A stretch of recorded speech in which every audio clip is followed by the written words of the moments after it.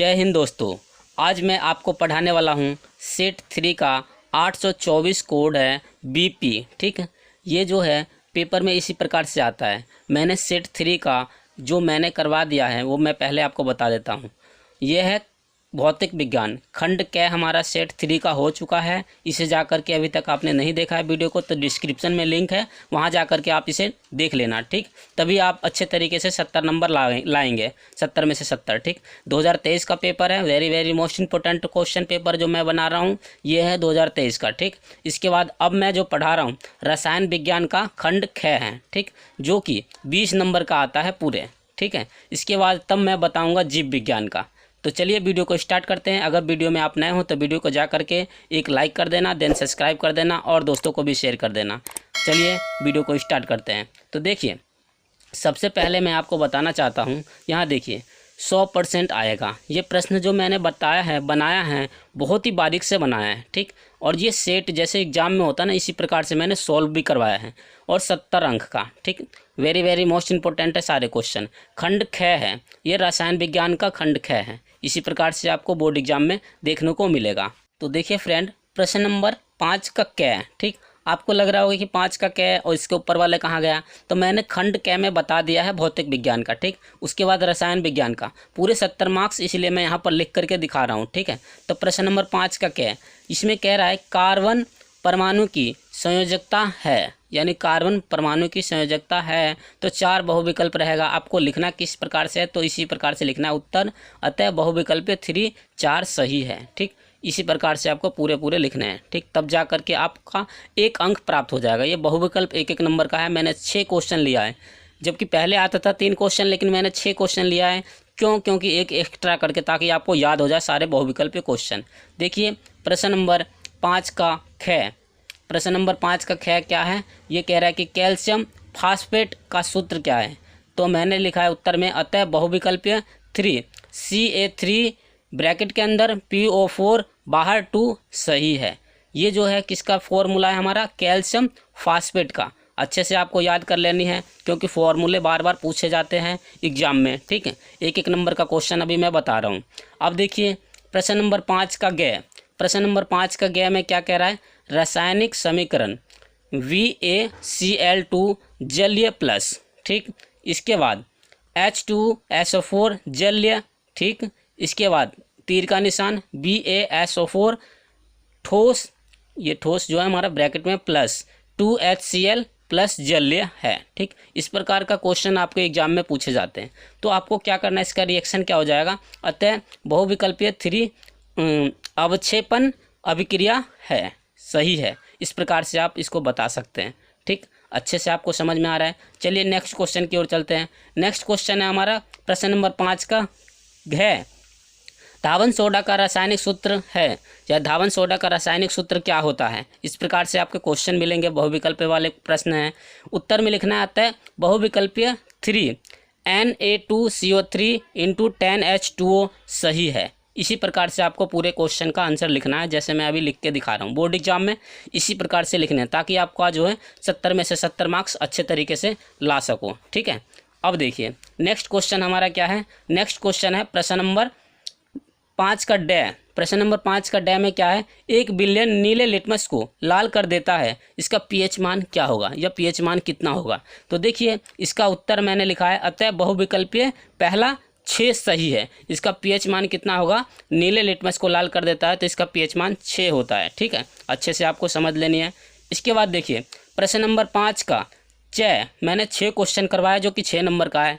यहाँ पर मैंने लिखा है निम्नलिखित में से किस कार्बन यौगिक में कीटोनिक समूह उपस्थित होते हैं। कीटोनिक समूह उपस्थित होते हैं, ये वेरी मोस्ट इंपॉर्टेंट सारे क्वेश्चन हैं। तो मैंने लिखा उत्तर में अतः बहुविकल्पीय second CH3 C double bond 0 O है, ये O एक एकल बॉन्ड और CH3 सही है। ये आपको किसका फॉर्मूला है, तो ये कीटोनिक का है। ठीक, कीटोन का। चलिए नेक्स्ट क्वेश्चन की ओर चलते। तो देखिए फ्रेंड, मैंने क्वेश्चन नंबर 6 का कै लिखा है। 6 का कै में क्या कह रहा है, निम्नलिखित रासायनिक समीकरण में ऑक्सी कारक तथा अपचयन पदार्थ कारण देते हुए लिखें। तो मैंने यहाँ पर लिखा है, इसका क्वेश्चन ये Cu++ जलीय प्लस Zn ठोस तीर का निशान Cu ठोस प्लस Zn प्लस प्लस जलीय, इन दोनों का क्या होगा? तो देखिए इसका उत्तर मैंने बहुत अच्छे तरीके से लिखा है। इस अभिक्रिया में कॉपर Cu ऑक्सीजन पदार्थ है जो इलेक्ट्रॉन ग्रहण करता है। ठीक, इसमें जो कॉपर जो है हमारा क्या होता है, ऑक्सीजन पदार्थ है जो कि इलेक्ट्रॉन को ग्रहण करता है। ठीक है, कॉपर से। अब देखिए पहला हमने जो बनाया यहाँ पर Cu प्लस प्लस जलीय और +2 इलेक्ट्रॉन।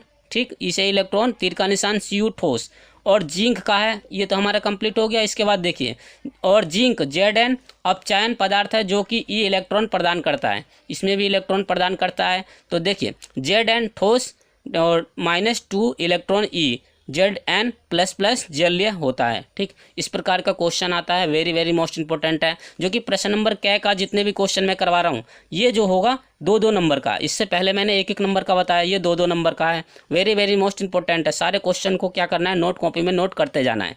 चलिए नेक्स्ट क्वेश्चन की ओर चलते हैं। तो देखिए नेक्स्ट क्वेश्चन क्या है हमारा, क्वेश्चन नंबर 6 का ख, यानी कि कास्टिक सोडा तथा प्लास्टर ऑफ पेरिस के उपयोग लिखिए। इसमें बस उपयोग पूछ रहा है, जो चीज़ हमसे पूछा जाए उतना ही आपको एग्जाम में लिखना है। तो देखिए क्या इसने पूछा है, ये पूछा है कि सोडा तथा प्लास्टर ऑफ पेरिस का उपयोग लिखिए। तो हमने यहाँ पर लिखा है कास्टिंग सोडा, पहला है हमारा कास्टिंग सोडा। तो कास्टिंग सोडा निम्न है, ठीक, या निम्नलिखित इसका उपयोग है, इस प्रकार से आप लिख सकते हैं। इसके बाद देखिए इसका उपयोग में क्या क्या लिखोगे। पहला, सर्फ और साबुन बनाने के लिए इसका उपयोग किया जाता है, पहला नियम। फिर दूसरा क्या है, सफाई के लिए इसका उपयोग किया जा सकता है कास्टिंग सोडा का।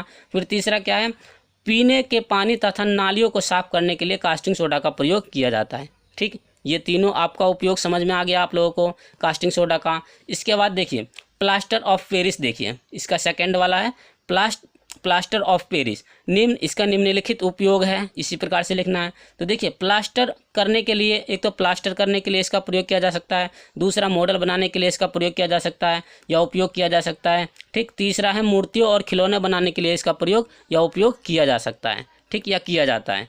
तो ये आपको समझ में आ गया होगा। चलिए नेक्स्ट क्वेश्चन की ओर चलते हैं और आपको स्टेप बाय स्टेप सारा कुछ दिखा देते हैं। जी हाँ फ्रेंड, तो देखिए प्रश्न नंबर हमारा 6 का ग है, वेरी वेरी मोस्ट इंपॉर्टेंट प्रश्न है। इसमें कह रहा है कि मेडलिफ की आवर्त सारणी की किन्हीं 2 उपयोगिताओं का उल्लेख कीजिए। ठीक, ये क्वेश्चन आपके बोर्ड एग्जाम में आएंगे, ये भी क्वेश्चन 2 नंबर के आते हैं। देखिए उत्तर में आपको क्या लिखना है, मेडलिफ में 8 वर्ग है, प्रत्येक समूह में ए तथा बी उपस्थित होते हैं या है। ठीक, इसी प्रकार से लिखना है। इसके बाद देखिए नंबर 1, तत्वों के गुणों के अध्ययन की सुविधा। ठीक है, तो ये आपको हेडिंग लिखना है, तत्वों के गुण के अध्ययन में सुविधा, इस प्रकार से आपको गुण लिखना है। तो इसका आंसर क्या लिखना है, देखिए मेडलिफ के भौतिक तथा रासायनिक गुणों का अध्ययन सरल हो गया है। ठीक, या हो जाता है, इस प्रकार से लिखना। इसके बाद देखिए दूसरा पॉइंट क्या है, नए तत्वों की खोज। मेडलिफ की आवर्त सारणी में कुछ स्थान रिक्त छोड़ दिए गए हैं, ये रिक्त स्थान उन तत्वों से संबंधित थे जिनकी खोज तब तक नहीं हुई थी। ठीक है, तब तक नहीं हुई थी, नीचे दिए गए खोज, जो एक वैज्ञानिक था मेडलिफ, उन्होंने ये खोज करी थी। अब देखिए इसका उदाहरण क्या है, मैंने और भी था लेकिन मैंने छोटा सा करके दिखाया है, और आपको इसी प्रकार से लिख लेनी है। और कोशिश कीजिएगा कि इसको जो HD क्वालिटी में, मतलब कि अच्छा हाईलाइट करके तब देखिएगा, तब पूरा दिखेगा इसका। ठीक है, मुझे नहीं लग रहा है कि ज़्यादा साफ साफ दिख रहा हो, लेकिन आप इसको कोशिश कीजिए, इसका वो क्या बोलते हैं HD क्वालिटी में करके, और सेटिंग में जाकर सेटिंग कीजिए, तब अच्छे से दिख जाएगा। इसके बाद देखिए उदाहरण क्या है इसका, परमाणु भार, इसका परमाणु भार कितना होगा, 44.9 आदि। ठीक, इसके बाद देखिए ये यहाँ तक तो हमारा 2-2 नंबर का कंप्लीट हो गया। इसके बाद देखिए 4-4 नंबर का क्वेश्चन यहाँ से आता है। प्रश्न नंबर 7 का क्या है, कार्बनिक यौगिक का IUPAC पद्धति में नाम लिखिए। ठीक, 4 नंबर कैसे, 2 नंबर इसका 2 नंबर इसका, तो ये 4 नंबर का क्वेश्चन है, very very most important question है। तो देखिए इस प्रकार से क्वेश्चन आपको मिलेंगे IUPAC पद्धति के लिए, जैसे कि पहला है H एकल bond, C double bond, O एकल बॉन्ड, O एकल बॉन्ड H। ठीक, इस प्रकार से आपको पेपर एग्जाम में मिलेंगे। तो देखिए पहले का जो हमारा आ जाएगा, तो यहाँ पर देखेंगे तो मेथोनोइक अम्ल हो रहा है। ठीक, क्या हो रहा है, मेथोनोइक अम्ल। दूसरे का जो हो रहा है, जैसे कि दूसरा है CH3 एकल बॉन्ड C, ये एकल बॉन्ड CH3 तीनों, यानी तीनों तरफ हमारा CH3 है, फिर एकल बॉन्ड CH2, फिर डैश CH, फिर CH3, फिर CH3, इस प्रकार से आ रहा हो तो ये आ जाएगा हमारा 224, ये हो गया ट्राई मिथाइल पेंटेन। ठीक, आप इसको याद कर लेना क्योंकि very very most important question है ये दोनों। ये 4 नंबर का क्वेश्चन, 2 नंबर का ये और 2 नंबर का ये, 4 नंबर आपको इतने में ही मिल जाएंगे। चलिए नेक्स्ट क्वेश्चन की ओर चलते हैं और आपको स्टेप बाय स्टेप सारा कुछ दिखा देता हूँ। देखिए फ्रेंड, प्रश्न नंबर हमारा कौन सा है? प्रश्न नंबर 7 का ख, विद्युत रासायनिक श्रेणी में या श्रेणी के किन्हीं 2 उपयोग लिखिए, यानी किन्हीं 2 के उपयोग लिखना है। तो पहला हमें क्या करना है? उत्तर लिखना है। उत्तर में क्या है? देखिए, विद्युत रासायनिक श्रेणी कुछ इस प्रकार अवरोही क्रम में व्यवस्थित किया जाता है। ये जो विद्युत रासायनिक श्रेणी जो होता है ये हमारा किस में होता है? अवरोही क्रम में व्यवस्थित होता है। तो इसमें आपको क्या करना है? देखिए, उपयोग करना है, उपयोग लिखना है। पहला लिखना है, विद्युत रासायनिक श्रेणी की सहायता से धातुओं की अभिक्रियाशीलता से तुलना की जा सकती है।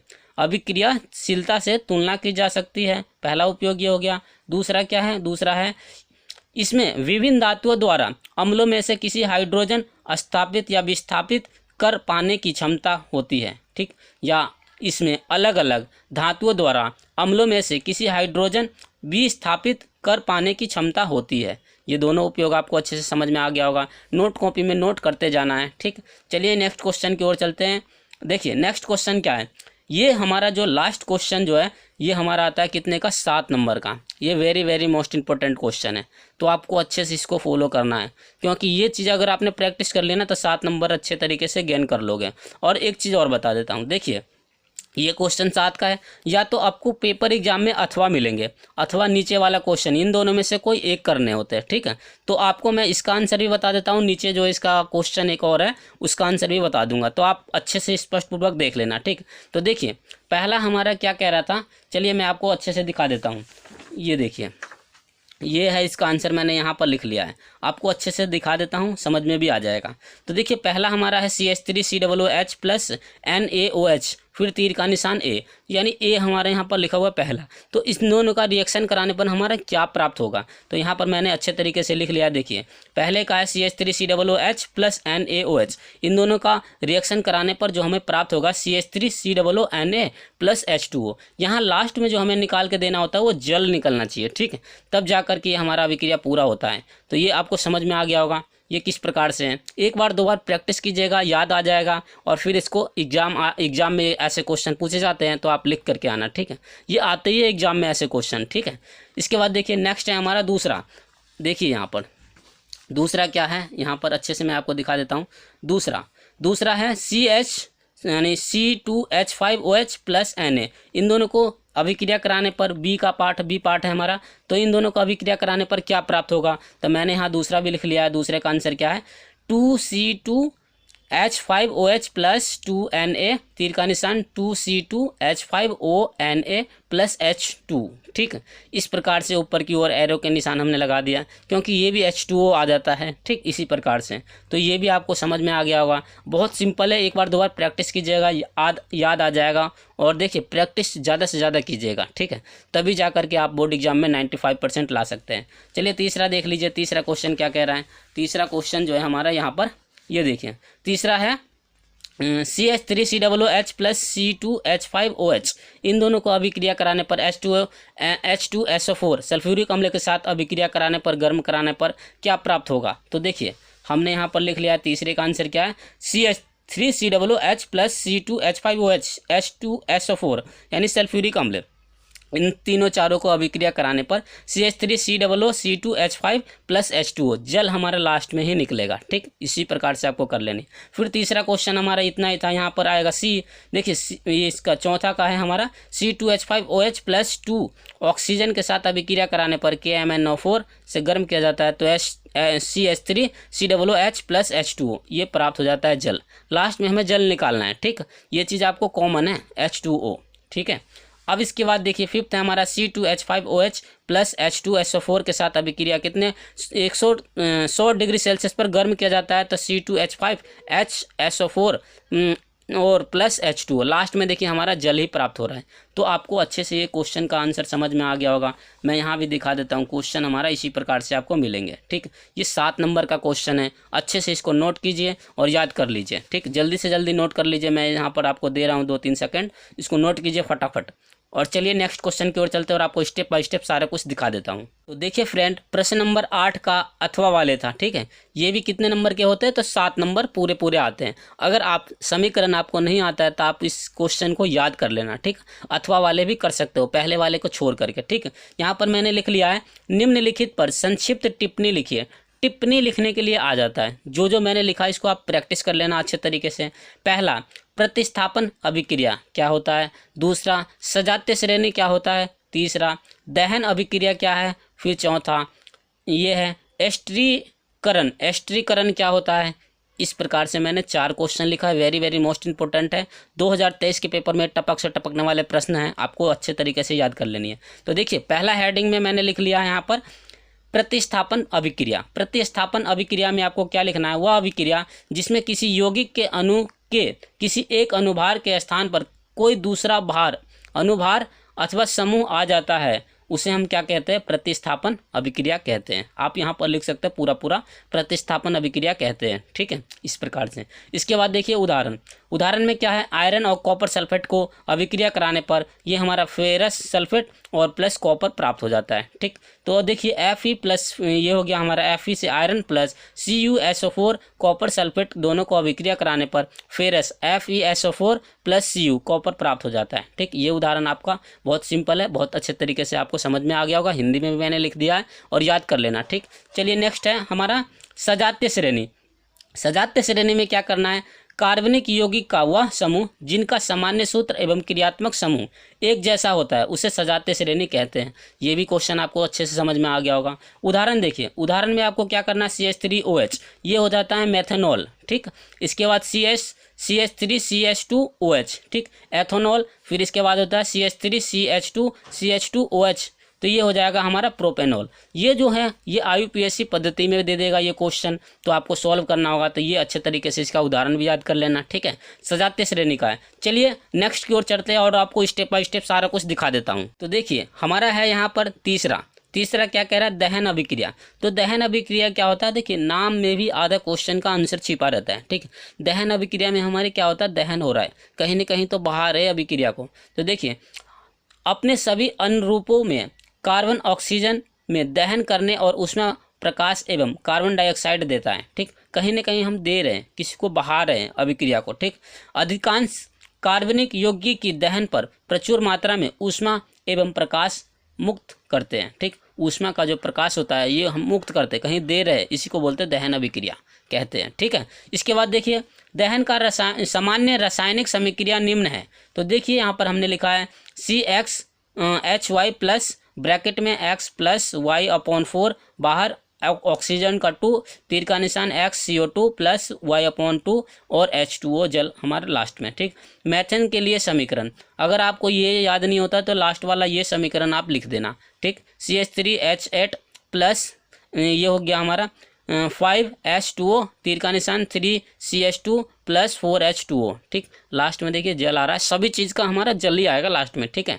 तो आप अच्छे तरीके से इसको याद कर लेना इस समीकरण को। नेक्स्ट है हमारा लास्ट है चौथा क्या है, ये है हमारा एस्टरीकरण। एस्टरीकरण क्या है, जिसमें अम्ल एल्कोहल की अभिक्रिया से एस्टर तथा जल बनते हैं उसे ही एस्टरीकरण कहते हैं, ठीक। वेरी वेरी मोस्ट इंपॉर्टेंट है, लास्ट क्वेश्चन चल रहा है, अच्छे से देख लेना इसका उदाहरण क्या है, CH3COOH प्लस C2H5OH H2SO4 यानी सल्फ्यूरिक अम्ल के साथ अभिक्रिया कराने पर क्या होता है, CH3COO C2H5 प्लस H2O। देखिए लास्ट में हमारा क्या होता है, जल प्राप्त होता है। मैंने यहाँ पर हिंदी में भी लिख लिया है, इसको क्या बोलते हैं, एसिटिक अम्ल, इसको क्या बोलते हैं, एथिल एल्कोहल, ठीक। इसको बोलते हैं जल, या इसको क्या बोलेंगे हम, तो इसको बोलते हैं हम एस्टर या एस्टीकरण, ठीक है, इस चीज़ को CH3COO C2H5, ठीक। इसके बाद देखिए इसका 2 उपयोग भी लिख लिया मैंने।